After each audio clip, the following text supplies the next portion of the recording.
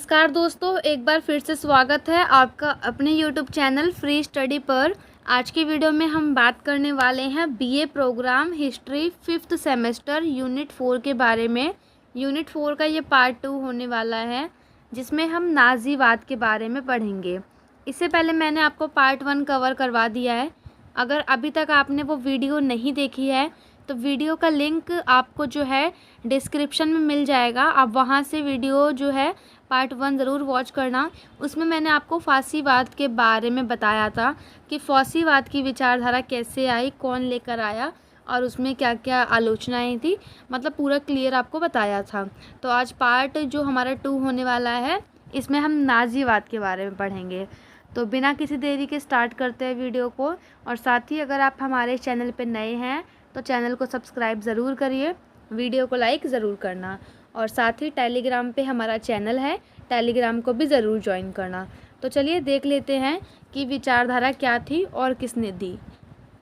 देखिए, ये विचारधारा जो थी ना, यह विचारधारा हिटलर ने दी थी। किसने दी थी? हिटलर ने दी थी जर्मनी में। जिस प्रकार फासीवाद जो है इटली में आया, ठीक उसी प्रकार जर्मनी में क्या आया? नाज़ीवाद।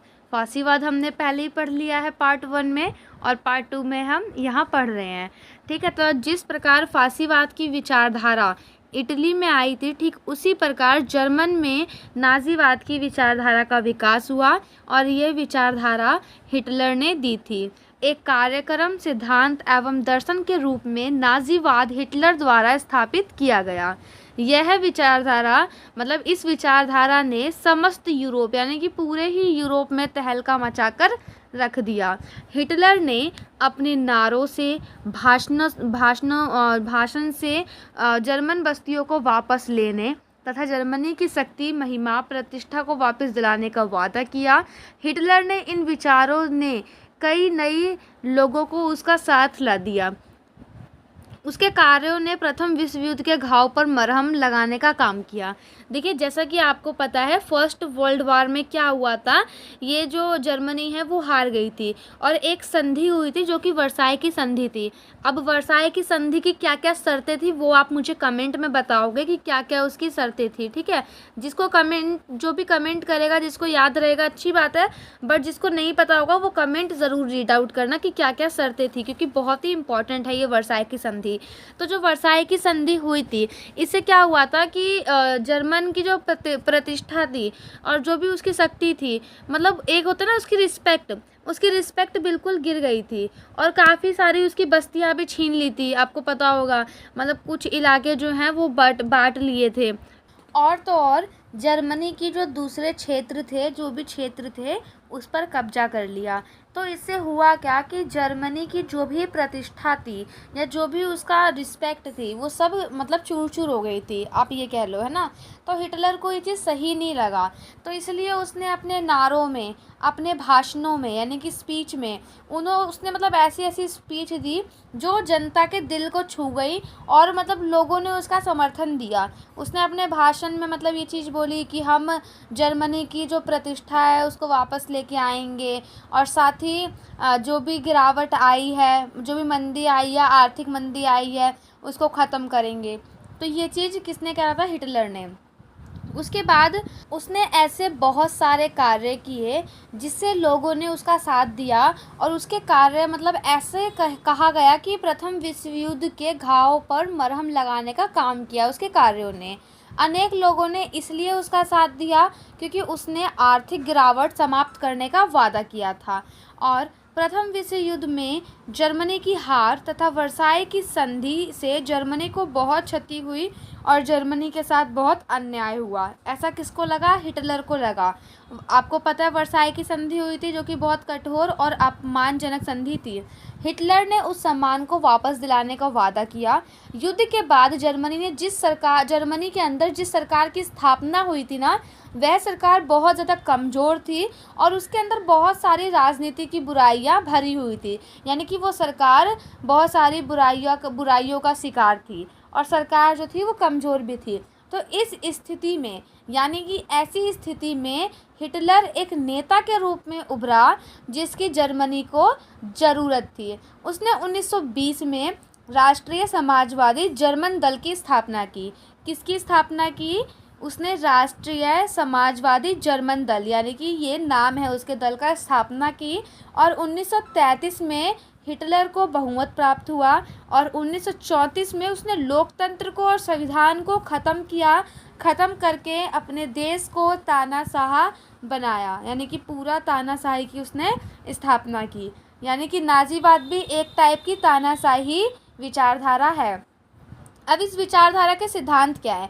सबसे पहला सिद्धांत ये है कि प्रजाति उच्चता में विश्वास रखना, यानी कि कास्ट वगैरह में बहुत ज़्यादा विश्वास रखना।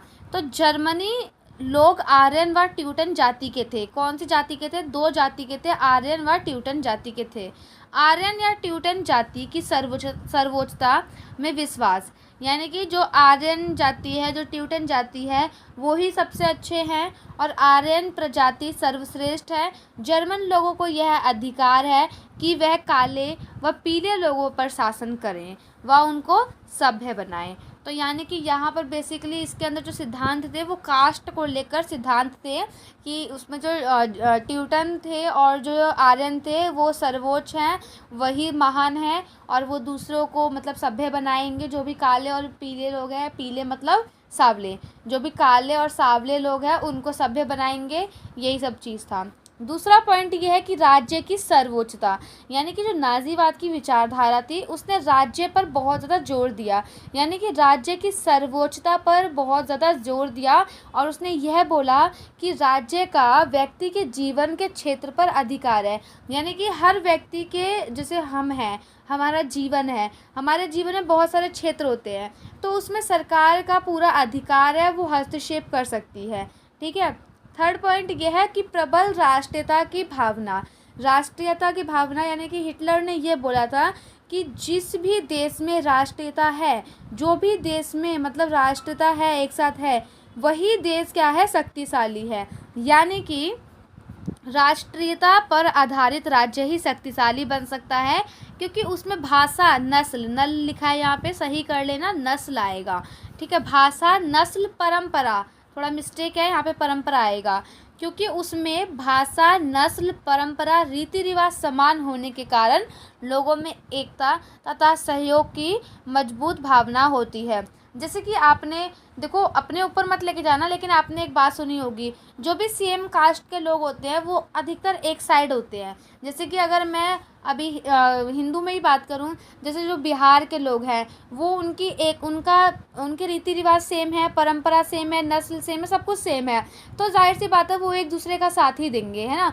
इस टाइप से जो यूपी के लोग हैं वो अपने यूपी का ही साथ देते हैं, है ना। अब अगर हम बात करें दूसरे कंट्री की, तो हिंदू जो है वो हिंदू का ही साथ देता है। मोमडन जो है वो ज़्यादातर मोमडन की तरफ ही झुकता है, राइट ना, क्योंकि उनके रीति रिवाज, नस्ल, भाषा सेम होती है। और ये मतलब कहने का मतलब बेसिकली ये है कि अगर एक देश में वही सारे लोग हो, उन सारे सभी लोगों का नस्ल और उनकी भाषा सेम हो, नस्ल सेम हो, परंपरा सेम हो, रीति रिवाज सेम हो, तो वही देश जो है शक्तिशाली बन सकता है।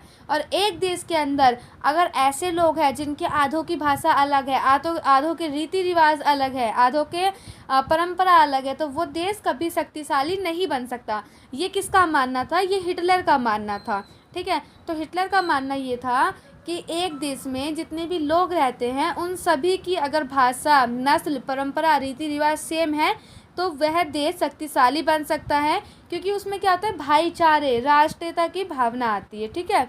और लोगों में एकता तथा सहयोग की मजबूत भावना होती है। ठीक है। इस पॉइंट को कोई गलत लेके मत जाना अपने ऊपर कि मैम आपने मोमडन के लिए ऐसे बोला, हिंदुओं के ऐसे बोला, या मतलब बिहार के लोगों को ऐसे बोला, या यूपी के लोगों को। मैंने किसी को कुछ नहीं बोला, लाइक एक एग्जाम्पल दिया है। और जो हिटलर की बात है वो है, तो कोई भी बच्चा अपने ऊपर या किसी भी धर्म वगैरह के ऊपर ना लेकर जाए इस चीज़ को, खाली समझाने के लिए एक पॉइंट बोला गया है। ठीक है। उसके बाद है अगला पॉइंट, प्रजातंत्र व साम्यवाद का विरोध। प्रजातंत्र वही लोकतंत्र और साम्यवाद का विरोध इसने किया। ठीक है। उसके बाद युद्ध को बहुत ज़्यादा बढ़ावा दिया, उसमें विश्वास किया। सैन्यवाद यानी कि अपनी सैनिक शक्ति को मजबूत करना, और विस्तारवाद, क्षेत्र का विस्तार करना, छोटे क्षेत्रों को लूटने के बाद उस पर कब्जा करना, शासन करना, यानी कि अपने क्षेत्र का विस्तार करना। उसके बाद महान नेता की संकल्पना, यानी कि वही तानाशाही, महान नेता यानी कि एक व्यक्ति का शासन। तो आई होप आपको ये सिद्धांत समझ में आए होंगे। इस वीडियो में ज़्यादा कुछ नहीं था। आपके पेपर में जो क्वेश्चन आता है वो नाज़ीवाद और फासीवाद दोनों से भी आ सकता है या खाली एक से भी आ सकता है। आप इतना लिख दोगे, इसी को थोड़ा और एक्सप्लेन करके, तो आपके लिए इनफ है। और आलोचना अगर लिखनी है तो जो आलोचना मैंने आपको फासीवाद की पढ़ाई थी, सेम आप यहाँ पर उसको लिख सकते हो, तो आपका जो आंसर है वो और बड़ा बन जाएगा। और अगर आपको इसके अलावा कोई डाउट हो, कोई क्वेरी हो, तो आप कमेंट कर देना। आपके कमेंट मैंने देखे हैं, बहुत सारे बच्चों ने कमेंट किया कि मैम पार्ट 2 लेकर आओ, 4th यूनिट कंप्लीट करवाओ। तो यूनिट तो मैं कंप्लीट करवाऊँगी, चाहे 4th हो चाहे 5th हो, बट ये है हाँ थोड़ा टाइम लग जाता है, क्योंकि और भी कंटेंट वगैरह जो है वो देखना होता है। फर्स्ट सेमेस्टर के बच्चे भी मैसेज करते हैं, वो नए हैं। आप लोगों को क्या होता है, कहीं ना कहीं कुछ भी सोर्स मिल जाएगा, लेकिन वो भी नए होते हैं। आप अपना सोचो, जब आप भी फर्स्ट सेमेस्टर में थे तो आपको भी कुछ नहीं मालूम होता था, तो अभी उनकी हेल्प करना ज़्यादा ज़रूरी है ना। बट मैं आपकी भी हेल्प कर रही हूँ। और अभी यूनिट जो 4 है वो ख़त्म हो चुकी है, और यूनिट 5 जल्दी आएगी, 2 या 3 दिन के अंदर। मिलते हैं नेक्स्ट वीडियो में। चैनल पसंद आया हो, यानी कि वीडियो पसंद आई हो, तो वीडियो को लाइक, शेयर और चैनल को सब्सक्राइब ज़रूर करें। मिलते हैं नेक्स्ट वीडियो में, तब तक के लिए जय हिंद, जय भारत।